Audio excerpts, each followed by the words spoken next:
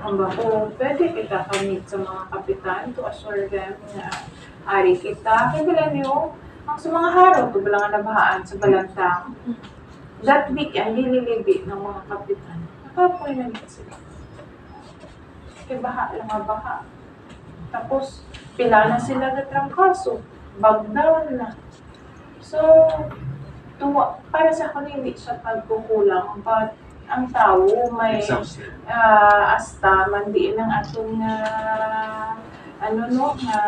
makaya, overwork na ang barangay. May mga factors. No? Kung ay guro na tabo si Prising, mas better ang response. No? Galing nagsunod-sunod. Pila ka kapitan nag-ibig kapoy na.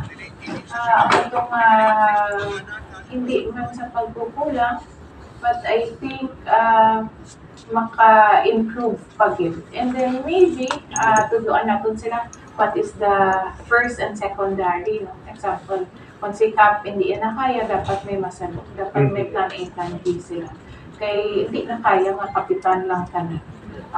Kita natin lang ito natabo sa Prising na si Cap lang tanan, tapos nagdante kag emong, bagdaw na si Cap. Nakahulang tanan. No? Ang matong text ko sa aga nga, wala, hindi mo na sulat. Kaya si Cap ang validate na. Tapoy na guro si Cap mag-validate. Wala niyo may mga requirements mo. Kag si Cap gid na ma-validate, siya gid dapat design.